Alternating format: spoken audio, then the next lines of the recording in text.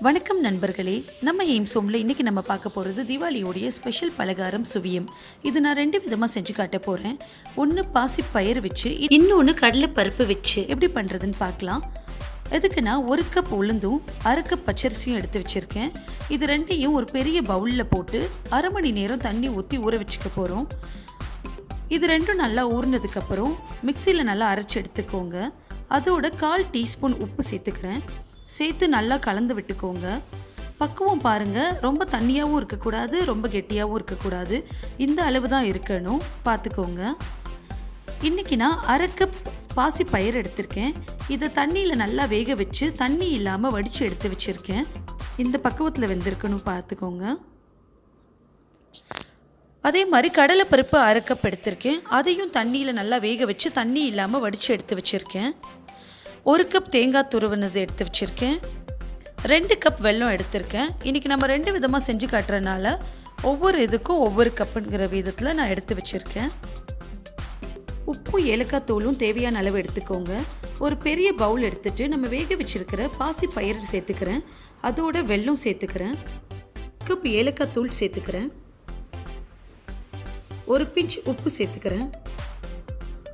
இதோட நம்ம துருவி வச்சிருக்கிற தேங்காயில் 1/2 கப் தேங்காய் சேர்த்துக்கிறேன். இது எல்லாமே சேர்த்துட்டு நல்லா கிளறி விட்டுருங்க. ஒன்றோடு ஒன்று நல்லா மிக்ஸ் ஆகிற அளவுக்கு கிளறி விட்டு நல்லா மசிச்சு விடுங்க. வேணும்னா நீங்கள் மிக்சியில் ஒரு பல்ஸ் கொடுக்கலாம். ரொம்ப அரைச்சிட்டிங்கன்னா நம்மளுக்கு பிடிக்க வராது. அதோட நம்ம வெல்லம் சேர்க்குறதுனால சீக்கிரம் உருகிற தன்மையும் வந்துடும். அதனால் அளவு பார்த்து இந்த மாதிரி நல்லா மசிச்சு வச்சுக்கோங்க. பாருங்கள், இந்த மாதிரி மசிச்சுக்கிறணும்.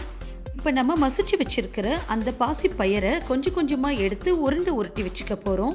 பாருங்கள், இந்த மாதிரி கொஞ்சம் கொஞ்சம் போர்ஷனாக எடுத்து நல்ல மீடியம் சைஸ் உருண்டையாக எடுத்துக்கோங்க. இந்த மாதிரி உருட்டி வச்சுக்கோங்க. அடுத்த சுவையும் நம்ம செய்ய ஆரம்பிச்சிடலாம். அதுக்கு நான் 1 கப் கடலைப்பருப்பு எடுத்து வச்சுருக்கேன். அதை இதோட சேர்த்துக்கிறேன். அதோட 1/4 டீஸ்பூன் ஏலக்காய் தூள் சேர்த்துக்கிறேன். 1 பிஞ்ச் உப்பு சேர்த்துக்கிறேன். 1/2 கப் தேங்காய் துருவல் சேர்த்துக்கிறேன். 1 கப் வெல்லம் சேர்த்துக்கிறேன். இது எல்லாமே சேர்த்துட்டு நல்லா மறுபடியும் மிக்ஸ் பண்ணி விட்டுருங்க. நம்ம எப்படி பாசி பயிறு உருண்டை செஞ்சோமோ அதே மாதிரி தான் இதையும் நல்லா மசிச்சு விடுங்க. இப்போ நம்ம உருண்டை ரெடி பண்ண ஆரம்பிச்சிடலாம். இதுக்குமே நீங்கள் வேணும்னா மிக்சியில் ஒரு அடி அடித்து நீங்கள் உருட்டை ரெடி பண்ணலாம். உங்களுக்கு நல்லா வரும். ஷேப் பாருங்கள், நல்லா வந்துருச்சு. இப்போ நம்ம சுவியை ரெடி பண்ண ஆரம்பிச்சிடலாம். கடாய் சூடானதும் தேவையான அளவு எண்ணெய் ஊற்றிக்கிறலாம். எண்ணெய் சூடாயிடுச்சான்னு செக் பண்ணுறதுக்கு கொஞ்சமாக ஒரு சொட்டு மாவு போட்டு பாருங்கள். அது இந்த மாதிரி பொரிஞ்சு மேலே வரும். நம்மளுக்கு இப்போ எண்ணெய் நல்லா சூடாயிடுச்சு. இப்போது சுவியும் செய்ய ஆரம்பிச்சிடலாம். நம்ம ஏற்கனவே ரெடி பண்ணி வச்சுருக்கிற பாசி பயிறு உருண்டையை நம்ம இந்த மாவில் போட்டு நல்லா கலந்துக்க போகிறோம். ஒன்றோடு ஒன்று நல்லா கோட் ஆகிற மாதிரி நல்லா மிக்ஸ் ஆனதுக்கப்புறம் எண்ணெயில் போட்டு பொரிச்சு எடுக்க போகிறோம். எண்ணெயில் போடும்போது ரொம்ப கவனமாக இருங்க.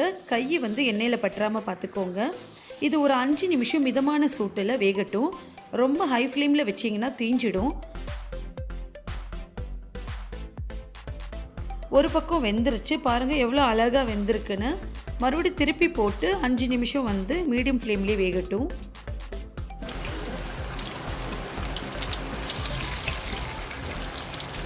இப்போ பாருங்கள், நம்மளுக்கு 2 பக்கமும் நல்லா வெந்துருச்சு. உங்களுக்கு எடுத்து காட்டுறேன். பாசி பயிறு சுவியும் ரொம்ப பொன்னிறமாக அழகாக வெந்திருக்கு பாருங்கள்.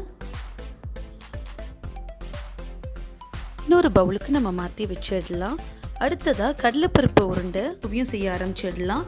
இதே மாதிரி அந்த மாவிலையும் போட்டு நல்லா ஒன்றோடு ஒன்று கோட் ஆகிற மாதிரி முக்கி எடுத்துக்கோங்க. இதையும் நம்ம எண்ணெயில் போட்டு பொரிச்சு எடுத்துக்கலாம். அதே மாதிரி 5 நிமிஷம் மிதமான சூட்டில் பொரிச்சு எடுத்துக்கோங்க.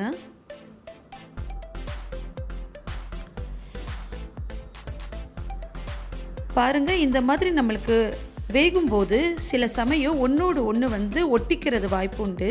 பாருங்கள், இந்த மாதிரி ஒட்டி இருக்கு. இந்த மாதிரி நடுவில் நல்லா கட் பண்ணி விட்டு திருப்பி விட்டுருங்க. திருப்பி போட்டு ஒரு 5 நிமிஷம் வேகட்டும். அதுக்கப்புறம் நம்ம எடுத்து வச்சிடலாம். எங்கள் ஊர் தேவகோட்டை காரைக்குடி சைடு இந்த சுவியம் ரொம்ப ஃபேமஸ். தீபாவளி அன்னைக்கு செட்டிநாடு சைடு செய்யக்கூடிய ஸ்பெஷல் பலகாரம் இது. எல்லார் வீட்லேயும் நிச்சயமாக அதை செஞ்சுருப்பாங்க. இதை நீங்களும் ட்ரை பண்ணி பார்த்துட்டு எப்படி இருந்துச்சுன்னு கமெண்ட் கொடுங்க. என்னோட ரெசிபி பிடிச்சிருந்தா லைக், ஷேர், கமெண்ட் பண்ணுங்கள். ஹேம் சோமை சப்ஸ்கிரைப் பண்ணுங்கள். நன்றி.